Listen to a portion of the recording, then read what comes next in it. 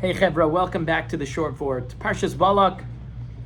I have to open with the way that Balak opens, which is words that spill over into violence, into trying to take other people down, literally, figuratively. And it's so troubling to know that here in America, in our society, it's come to that. With the attempted assassination of former President Trump, thank God, a calamity of epic proportions was spared by like this much. And we have to think about how to move forward. Just as in the Parsha, there was a potential klala, a potential curse that transforms into a bracha, into a blessing. May it transform also this whole situation. Whatever side you're on, for both sides, for both parties, he should have a complete refuah shalema.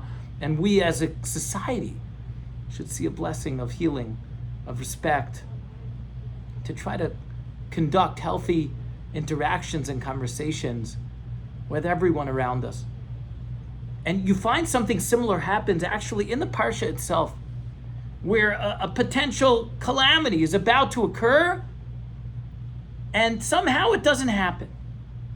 And other than the human actors, right, Balak and Bilaam, right, the Jewish people are more of like in the background of the story.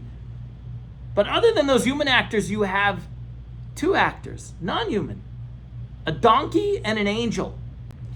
And where else do we have a donkey and an angel as the actual protagonists, as the figures that make things happen?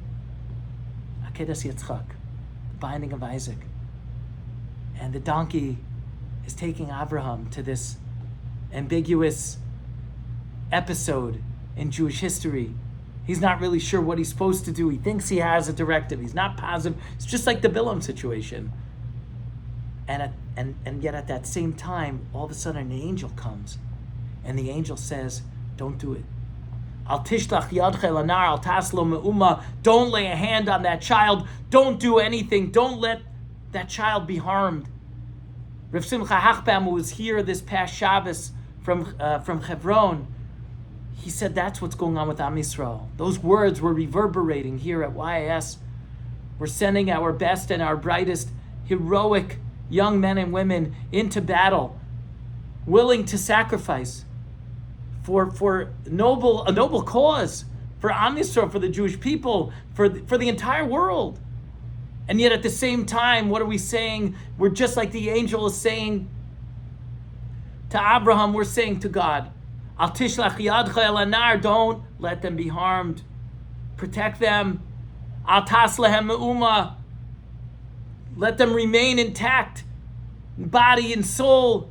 Let them be okay to whatever extent they can be, and let them return whole. And that's what happens in Akedas Yitzchak.